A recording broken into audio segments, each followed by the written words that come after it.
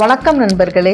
இன்று நாம் பேசப்போகும் தலைப்பு உங்கள் வாழ்க்கையின் தரத்தையே மாற்றி அமைக்கக்கூடியது.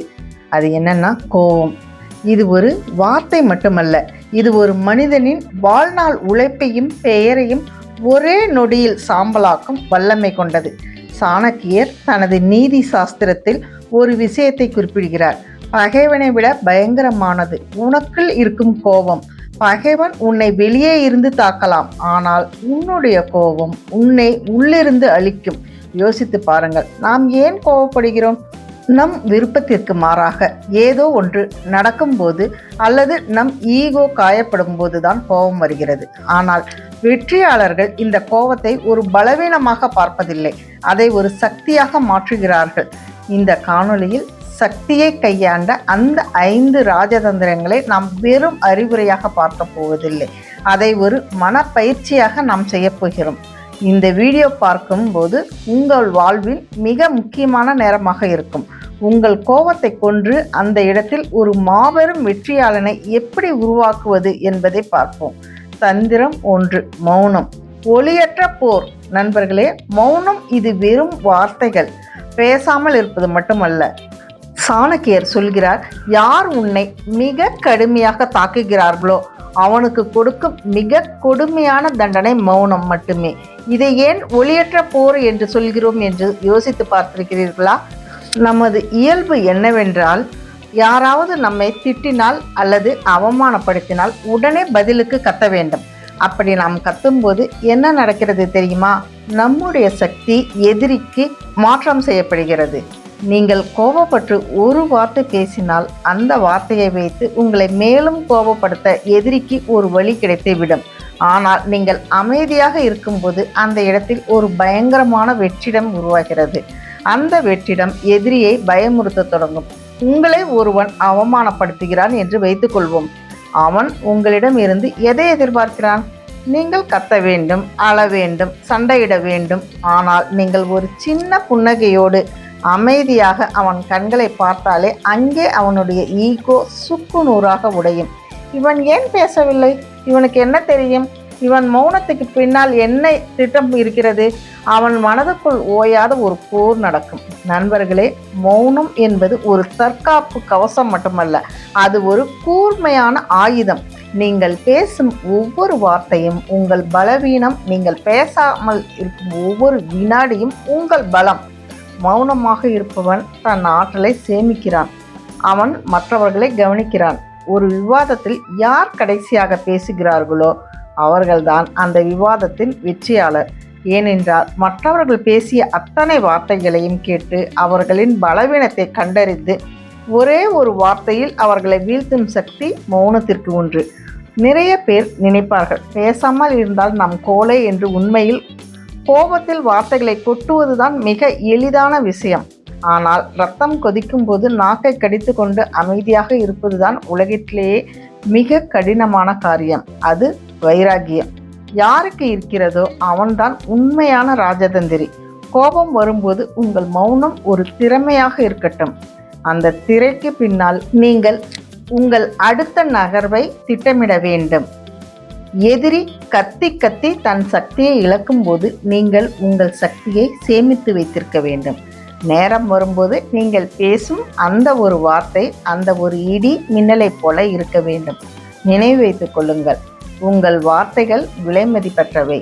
அவற்றின் மலிவான மனிதர்களுக்காக வீணாக்காதீர்கள்.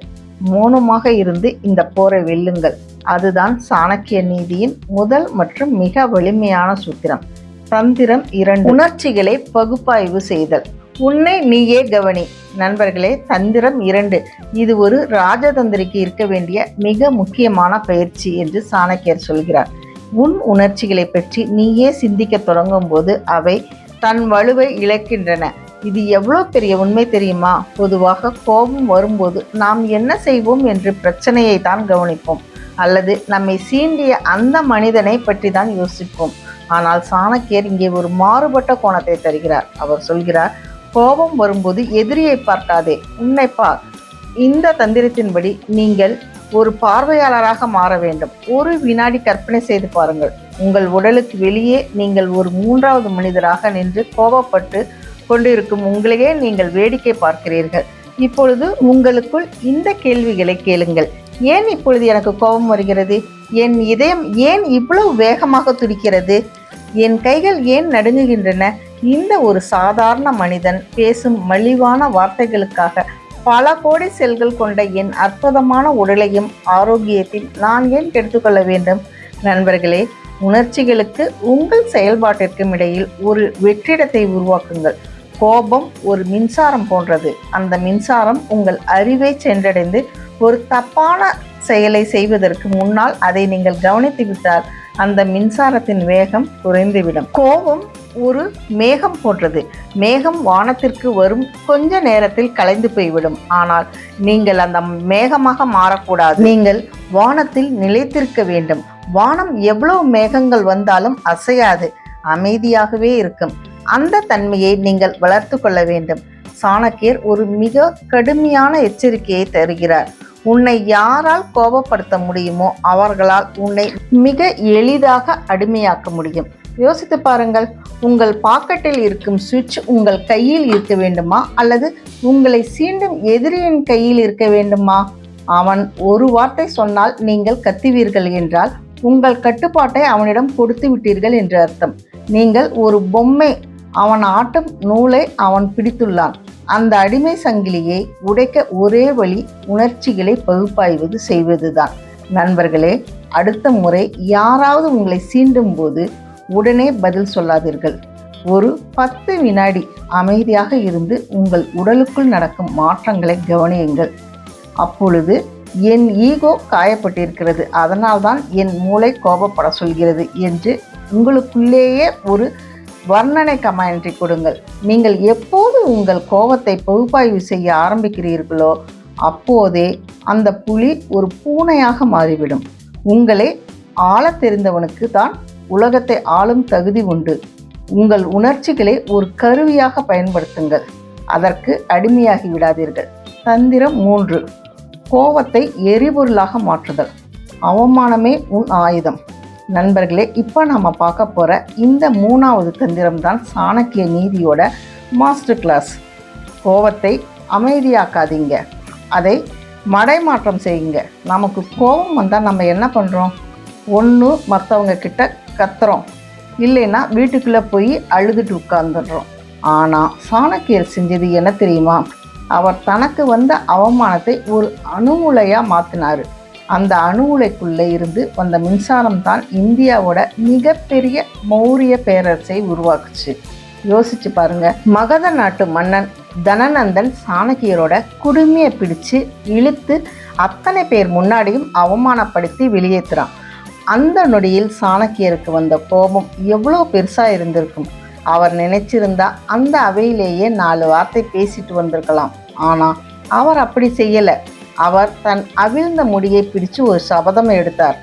இந்த நந்த வம்சத்தையே வேரோடு அழிக்கிற வரைக்கும் என் முடியை நான் கட்ட மாட்டேன். அவர் அந்த கோபத்தை வார்த்தைகளா வெளியே கொட்டி வீணாக்கலை. அந்த கோபத்தை ஒரு நெருப்பா தன் மனசுக்குள்ள போட்டு மூடி வச்சாரு. அந்த நெருப்பு அடுத்த சில வருஷங்களுக்கு அவரை தூங்க விடலை, அவரை ஓட வச்சது. அவருக்கு தேவையான சந்திரகுப்தனை தயார் பண்ண வச்சது. நண்பர்களே, உங்களை யாராவது உன்னால் முடியாதுன்னு சொல்கிறாங்களா?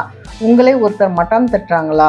இல்லை உங்கள் காதலனோட உங்களை ஏமாற்றிட்டு நீ எல்லாம் ஒரு ஆளான்னு கேட்டுட்டு போகிறாங்களா? அப்போது உங்களுக்கு வர்ற அந்த கோபத்தை அவங்க மேலே கத்தி காட்டாதீங்க. உங்கள் சக்தியை வீணாக்கும் அந்த கோபத்தை ஒரு எரிபொருளாக மாற்றுங்க. அந்த அவமானத்தை ஒரு டைமண்ட் மாதிரி மனசுக்குள்ளே பதிச்சு வச்சுக்கோங்க. ஒவ்வொரு முறை நீங்கள் சோர்ந்து போகும்போதும் அந்த அவமானத்தை நினைச்சு பாருங்க. அது உங்களை இரும்பா மாற்றும். உங்களை அவமானப்படுத்தினவங்க முன்னாடி நீங்கள் போய் நின்று பேசக்கூடாது. நீங்கள் அடையிற வெற்றி அவங்க காதில் வந்து விழணும்.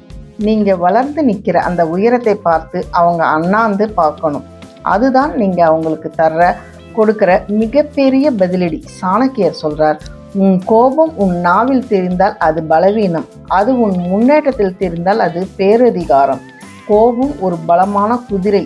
நண்பர்களே, அதை நீங்கள் அடக்க தெரிஞ்சுக்கிட்டா அது உங்களை நீங்கள் நினைக்காத உயரத்துக்கு கொண்டு போய் சேர்க்கும். அதே குதிரையை நீங்கள் அடக்க தெரியாமல் விட்டால் அது உங்களை மிதித்து கொன்னுடும். நண்பர்களே, என் வாழ்க்கையில் ஒரு முறை நான் தோத்து போய் நின்னப்ப எல்லாரும் என்னை எள்ளி நகையாடினாங்க. அன்னைக்கு எனக்கு வந்த கோவத்தை நான் அவங்க கிட்ட காட்டலை.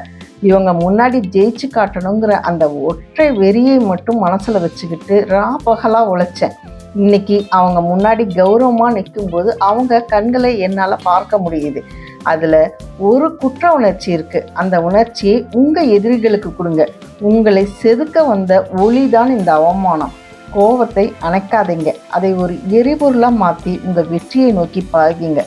தந்திரம் 4, விவேகத்துடன் புறக்கணித்தல். வெற்றியாளனின் அலட்சியம். நண்பர்களே, தந்திரம் 4 இது ஒரு ராஜதந்திரியின் மிக உயர்ந்த குணம். சாணக்கியர் அர்த்தசாஸ்திரத்தில் ஒரு மிக ஆழமான உண்மையை சொல்கிறார். எல்லா போர்களிலும் கலந்து கொள்பவன் புத்திசாலி அல்ல.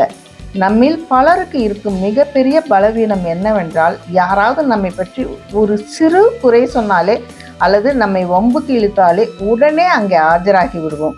எப்படி என்னை சொல்லலாம் என்று வரிந்து கட்டி கொண்டு சண்டைக்கு போவோம். ஆனால் சாணக்கியர் கேட்கிறார், அந்த சண்டையில் ஜெயிப்பதன் மூலம் உனக்கு என்ன லாபம்? சிங்கம் ஏன் காட்டின் ராஜா தெரியுமா? அது காட்டில் கத்தும் ஒவ்வொரு நரிக்கும் ஒவ்வொரு நாய்க்கும் பதில் சொல்லி கொண்டு நிற்பதில்லை. சிங்கத்திற்கு தெரியும் தன் இலக்கு என்னவென்று. அது தன் ஆற்றலை ஒரு பெரிய வேட்டைக்காக சேமித்து வைத்திருக்கும். ஆனால் நரி எல்லா இடத்திலும் தன் சத்தத்தை காட்டி தன் சக்தியை வீணடிக்கும். யோசித்து பாருங்கள். வீதியில் குறைக்கும் ஒவ்வொரு நாய்க்கும் நீங்கள் கல் எறிய தொடங்கினால் நீங்கள் சேர வேண்டிய இலக்கை ஒருபோதும் அடைய முடியாது. நீங்கள் நேரம் என்பது தங்கம் போன்றது. உங்கள் எனர்ஜி என்பது உங்கள் சொத்து. இந்த சொத்தை நீங்கள் யாருக்காக செலவு செய்கிறீர்கள் என்பதில் மிக கவனமாக இருக்க வேண்டும். மலிவான மனிதர்கள், அர்த்தமற்ற விவாதங்கள், சமூக வலைதளங்களில் உங்களை சீண்டும் கமெண்டுகள், இவையெல்லாம் உங்கள் சக்தியை உறிஞ்சும் ஒற்றுணிகள். ஒரு ராஜதந்திரி எப்போதும் தன் நேரத்திற்கும் ஒரு மிகப்பெரிய மதிப்பு வைத்திருப்பார். இந்த அற்ப மனிதருக்காக நான் செலவிடும் 5 நிமிட கோபம் கூட எனக்கு நஷ்டம் என்று அவர் எண்ணுவார். புறக்கணித்தல் என்பது பலவீனம் அல்ல, அது மிகப்பெரிய அதிகாரம். ஒருத்தர் உங்களை அவமானப்படுத்தும் போது நீங்கள் ஒரு புன்னகையோடு கடந்து போனால் அங்கே அந்த எதிரிக்கு என்ன ஆகும் தெரியுமா? அவன் வீசிய அம்பு அவனையே வந்து தாக்கும். நான் கத்துகிறேன், இவன் கண்டுகொள்ளவே மாட்டேங்கிறானே என்று அவனது ஈகோ அவனையே தின்னத் தொடங்கும். உங்கள் அமைதி அவனை தற்கொலைக்கு சமமான ஒரு மன உளைச்சலுக்கு தள்ளும். நண்பர்களே, எனக்கும் இப்படி ஒரு அனுபவம் உண்டு. நான் ஒரு புதிய முயற்சியை தொடங்கிய போது என்னை சுற்றி இருந்த சிலர் வேண்டுமென்றே என்னை தாழ்வாக பேசினார்கள். ஆரம்பத்தில் நானும் அவர்களிடம் சண்டையிட்டேன். ஆனால் என் வேலையில் கவனம் சிதறியதுதான் மிச்சம். பிறகு சாணக்கியரின் இந்த தந்திரத்தை புரிந்து கொண்டேன். அவர்களை முழுமையாக புறக்கணித்தேன். அவர்களை முன்னால் நான் வெற்றி பெற்ற போது அவர்களே என்னிடம் வந்து பாராட்டியது தான் வேடிக்கை. உங்களை சீண்டுபவர்களுக்கு நீங்கள் கொடுக்கும் மிகப்பெரிய தண்டனை அவர்களை புறக்கணிப்பதுதான். நீ என் கவனத்திற்கு போதிய ஆள் இல்லை என்று உங்களின் செயலில் மூலம் அவர்களுக்கு சொல்லுங்கள். எல்லா போர்களும் ஜெயிக்கப்பட வேண்டியவல்ல. சில போர்கள் தவிர்ப்பதுதான் உண்மையான வீரம். உங்களுடைய அந்த பெரிய லட்சியம் இந்த குட்டி பிரச்சனைகளை விட பெரியது. ஒரு புன்னகையோடு அந்த நாய்களை கடந்து போங்கள். உங்கள் அமைதிதான் உங்கள் அதிகாரம். தந்திரம் 5, மன்னிப்பு மற்றும் உள்நோக்கிய பயணம். பலசாலியின் ஆயுதம். நண்பர்களே, இப்போ நாம் இந்த தொடரோட இறுதி பகுதிக்கு வந்திருக்கோம். இது எல்லாத்தையும் விட ஒரு உயர்ந்த நிலை. சாணக்கியர் சொல்ற அந்த 5வது தந்திரம் மன்னிப்பு. மன்னிப்புன்னு சொன்ன உடனே என்ன இது இவ்வளோ நேரம் ஆக்ரோஷமாக பேசிட்டு இப்போ அமைதியாக மன்னிப்பு பற்றி பேசுகிறாரேன்னு நீங்கள் நினைக்கலாம். ஆனால் சாணக்கியர் சொல்கிற மன்னிப்பு ஒரு சாதாரண விஷயம் இல்லை. அது ஒரு மாபெரும் அரசியல் தந்திரம். சாணக்கியர் சொல்கிறாரு, மன்னிப்பு என்பது பலவீனமானவன் செய்வது அல்ல, அது பலசாலியின் ஆபரணம். ஒருத்தன் உங்களுக்கு துரோகம் செஞ்சாலோ இல்லை உங்களை காயப்படுத்தினாலோ அந்த கோபத்தை நீங்கள் மனசுக்குள்ளேயே சுமந்துட்டு இருந்தால் என்ன ஆகும் தெரியுமா? நீங்கள் தூங்கும் போதும் சாப்பிடும் போதும் வேலை செய்யும் போதும் அந்த எதிரி உங்கள் கூடவே இருப்பான். உங்களோட நிம்மதியை அவன் திருடுவான். அதாவது நீங்கள் அவனை வெறுக்கிறதன் மூலமாக உங்களுடைய மன அமைதியோட சாவியை அவங்ககிட்ட கொடுத்துட்டீங்கன்னு அர்த்தம். மன்னிப்பு என்பது எதிரிக்கு நீங்கள் சொல்கிற நன்மை இல்லை, அது உங்களுக்கு நீங்களே செஞ்சுக்கிற மிகப்பெரிய நன்மை. உன்னை நான் மன்னிச்சிட்டேன், ஏன்னா என் மன அமைதி உன்னை விட ரொம்ப முக்கியமானது அப்படின்னு உங்கள் மனசில் ஒரு முடிவெடுங்க. அந்த நிமிஷமே அந்த எதிரி உங்கள் மனசில் இருந்து வெளியேறிடுவான். அவனோட பிடியிலிருந்து நீங்கள் விடுதலை ஆகிடுவீங்க. ஆனால் இங்கே தான் சாணக்கியரோட ஒரு பயங்கரமான ராஜதந்திரம் ஒளிஞ்சிருக்கு. அவர் ஒரு மிக முக்கியமான எச்சரிக்கையை தராரு. மன்னிக்க தெரிந்த உனக்கு அவனை மீண்டும் நம்பாமல் இருக்கவும் தெரிந்திருக்க வேண்டும். பாம்பை நீங்கள் மன்னிக்கலாம், ஆனால் அது கடிக்காதுன்னு நம்பி உங்கள் படுக்கையில் வச்சுக்க முடியாது. அதுதான் சாணக்கிய நீதியோட யதார்த்தம். பழி வாங்குற எண்ணத்தை விட்டுடுங்க, ஆனால் அந்த மனுஷன் கொடுத்த பாடத்தை மட்டும் என்றைக்குமே மறக்காதீங்க. ஒரு முறை உங்களை ஏமாத்தினவன் வாய்ப்பு கிடைச்சா மறுபடியும் ஏமாற்றுவான். அதனால் அவனை மன்னித்து தூரமாக வைங்க. அவனை பற்றின எண்ணங்கள் உங்கள் மூளையை ஆக்கிரமிக்காமல் இருந்தாலே உங்கள் மூளை கூர்மையாக வேலை செய்ய ஆரம்பிக்கும். நண்பர்களே, என் வாழ்க்கையில் ஒருத்தர் எனக்கு மிகப்பெரிய துரோகம் செஞ்சாங்க. பல வருஷங்கள் அவர் மேலே இருக்கிற கோபத்திலேயே நான் வாழ்ந்தேன். ஆனால் ஒரு நாள் புரிஞ்சுது, அந்த கோபம் அவரை விட என்ன தான் அதிகமாக சிதைக்குன்னு. அன்னைக்கு நான் அவரை மன்னித்து அந்த நினைவுகளை மூட்டை கட்டி தூர போட்டேன். அன்னைக்கு கிடைச்ச அந்த நிம்மதி என்னை அடுத்த கட்டத்துக்கு கொண்டு போச்சு. உங்கள் இதயம் லேசாக இருந்தால்தான் உங்களால் ஒரு சாம்ராஜ்யத்தையே கட்ட முடியும். பாரத்தை சுமந்துட்டு உங்களால் ஓட முடியாது. பழி வாங்கிறதையும் விட பெரிய விஷயம் உங்கள் வாழ்க்கையில் நீங்கள் அடைகிற அந்த உச்சக்கட்ட வெற்றி தான். நண்பர்களே, இந்த வீடியோவில் உள்ள உரையின் சாராம்சம் என்னவென்றால், கோபம் உங்களை ஆள அனுமதித்தால் நீங்கள் ஒரு அடிமையாகி விடுவீங்க. நீங்கள் கோபத்தை ஆண்டால் நீங்கள் ஒரு அரசனாகுவீர்கள். சாணக்கியரின் இந்த 5 தந்திரங்களும் வெறும் தத்துவங்கள் அல்ல, இவை உங்கள் வெற்றிக்கான கருவிகள். இனி ஒவ்வொரு முறை கோபம் வரும்போதும் ஒரு நிமிடம் நிறுத்துங்க. மூச்சை ஆழமாக இழுங்க. மௌனமாக இருங்க. புன்னகையோடு இருங்க. உங்கள் வெற்றியின் மூலம் பதில் சொல்லுங்க. இந்த உலகம் பலசாலிகளை விட நிதானமானவர்களுக்கு அதிகம் அடிபணியும். இங்கிருந்து ஒரு புதிய மனிதனாக புறப்படும். இந்த வீடியோ உங்களுக்கு பிடித்திருந்தால் வெற்றி எனக்கே என்று கமெண்ட் செய்யுங்கள். நன்றி.